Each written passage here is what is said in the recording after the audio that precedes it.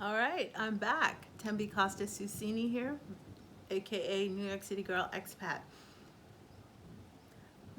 Welcome back to my reinvention series, my strategy series. Now, I got a couple of comments asking me to elaborate on my experience going back to school at 47. And I can honestly say that it shifted everything, absolutely everything. Now, just to catch you up to speed, at the time, okay, now I first moved out to Nice in 2015, okay, and I was there for about a year. And I came home, as in Virginia. My family had migrated to Virginia years ago, for almost 30 years now. And I came home to visit with family for the holidays with every intention of returning. However, over the holidays, my brother suggested that I check out the courses at the local community college. Shout out to Rappahannock Community College in, oh my gosh, Glenn's campus. Okay. So my brother suggested I check it out. Okay, now I've always respected my brother's perception or input. Well, he's my brother. So I went down to the community college and discovered that I actually qualified for financial aid. Now, and I think I mentioned this in my prior video, I qualified for financial aid as a direct result of my year sojourn in France. Okay, so again, changed absolutely everything. So I think what I'll start with in terms of the community college experience, community colleges are wonderful, particularly if you've been out of the system for quite some time, okay? So that was one thing. I was surrounded by a lot of people of varying ages. The younger generation was just so happy to have that variety, that multi-generational experience within the classroom. Now, okay, so one of the other things now, because I was a recipient of financial aid, that also qualified me for another level of aid, which was the work study program. Now, this is where things get interesting. As a result of the work study program, I was on campus all the time.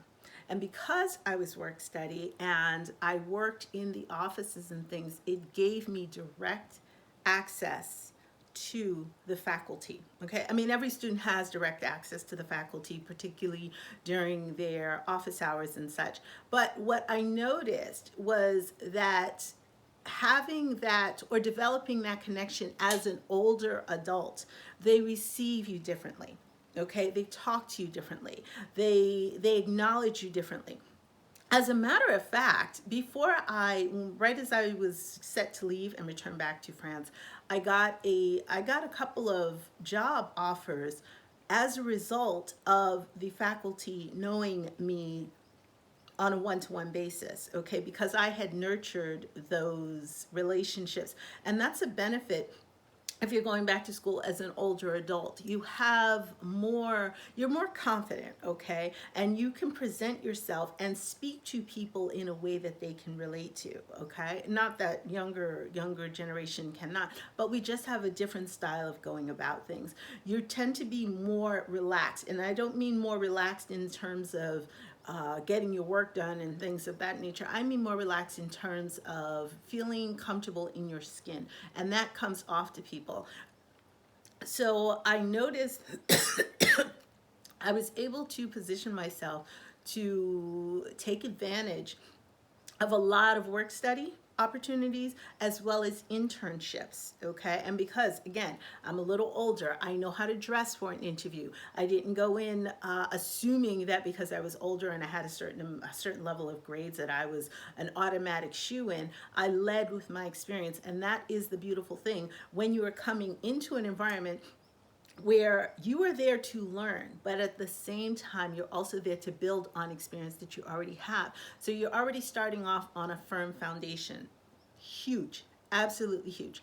The next thing I will talk about, and that also leads into scholarships. Okay, when you talk to people, they give you, and I'm talking about the faculty here or whatnot, they give you the inside information before it's even released.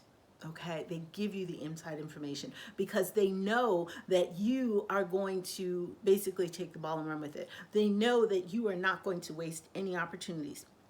Now, that was also very important because when you're older, you've got more at risk when you go back to school, because when you're younger, you've got all the time in the world to address the debt, or you don't have familial responsibilities, you're not necessarily leaving a job, so your risk factors are different. Okay, so the faculty, they understand that, okay, and they value that on a different scale. Now, the other thing that I found very interesting about going back to school, which I was not prepared for, and I do believe that this is a reflection of the times, there were a lot of private scholarships that were limited to age. And unfortunately, I understand why, because they're predicting that some of them, I think the highest that I saw was like 35 or something like that. Because they're private scholarships, the people or the organizations can make the rules as they like, which is great. That's fine. That's private money, and I get it. But they made the rules dictated off the fact that they need to give this money or allocate these funds to people who have enough time in their working career to make good return on their investment, on the investment of the person giving the scholarship. The other thing that really worked in my favor, being an older student, was, again, when I would receive these scholarship offers and things, there's the government, and then there's private, of course, and then there's through the alumni association. And every association, well, particularly the alumni association, after you received a scholarship, you had to write each not beneficiary, the donors, a thank you letter. So now I was not using ChatGPT because, quite frankly, I didn't even know ChatGPT existed at this point. This was like 2018, 2020. This was not that long ago. But I didn't know anything. Anyhow, I didn't know anything about artificial intelligence in terms of writing. So I wrote this very thoughtful thank you note. And I say note because it didn't need to be long. They just wanted like a couple of sentences, which in a way is a little bit more pressure. But because of a lot of the material or the work that I had done internally about starting off with gratitude and starting off with intentionality, I opened everything with, I am beyond happy and grateful to receive this generous gift, so on and so forth. This will really help me in X, Y, and Z ways, so on and so forth. That's the general basis, okay? And a few people reached back out to me and said, do you mind if we use this in our proposal or materials, in our proposal materials to recruit future donors? And I'm like, sure, why not? Okay. The other thing is, this approach worked with whatever it was I was asking. Okay, I remember once I wrote to someone, basically telling her, I don't remember what it was. I really don't remember what it was, but I was basically telling her I need a little bit more time for X, Y, and Z, and she said to me, "Do you need anything?" And I said, "Well, no, I don't think so. This." She says, I can at least get you money to get to class. And I said, oh, well, thank you. That wasn't what I was asking for or anything like that. And I really didn't need it. But it was the fact that she extended herself as a result of the way that I addressed the situation. Don't particularly remember it, but the end result was that someone was willing to come out of her own pocket to help me again. Okay, and it has to do with positioning. I really feel that a lot of my opportunities, and yes, I'm not saying I didn't work hard for them. That's not what I'm saying. I'm not saying they were handed to me. But I am saying that by positioning myself as someone who's grateful or excited or happy to have the opportunity to do better or to serve, or they love hearing things like that. Happy and grateful to have this opportunity to pursue and advance and give back and things of they love that. Okay. So, but again, a lot of it had to do with developing those relationships on campus. And a lot of my studies were actually online, okay? Because that's what it was. Okay, now it's coming back to me. A lot of this was going on at COVID, okay? So we had COVID going on, so most of my classes got moved online.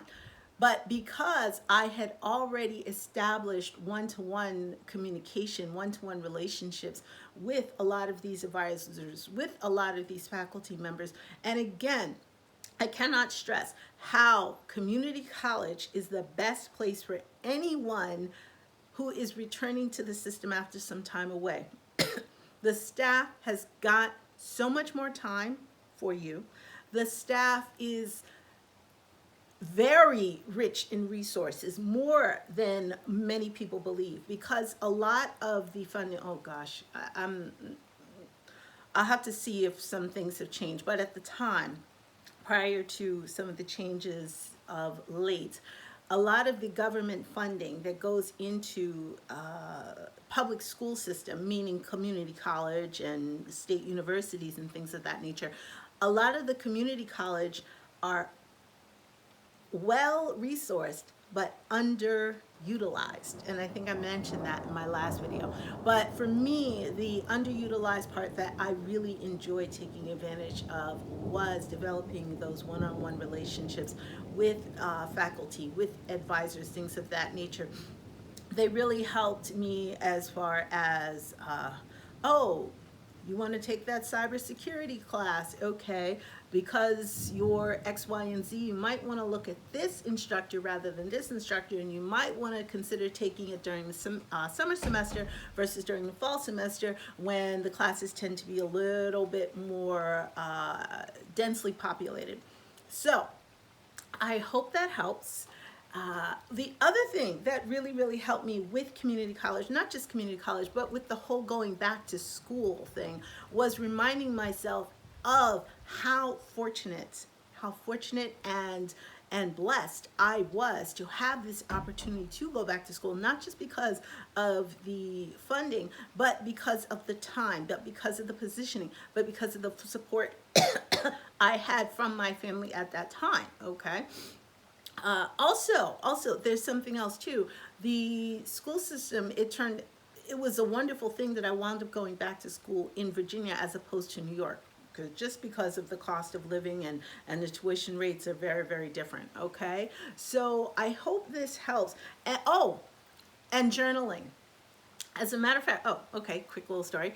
While I was at the community college, I discovered a journaling or manifestation technique called 55 by 5, okay? And it's very, very simple, okay? You just write out a statement for yourself as if it's happening in the present, okay? Like, let's take my getting married video, okay? I am happily married by... I am happy and grateful to be happily married to my divine connection for 2025. Just throwing that out there, okay? And you write that 55 times, okay, for 5 days. And then you put it away and you move on to something else. It's just a little practice, right? So one day I was having a conversation with one of the faculty members, and he was a baseball coach. And, you know, he was talking to me about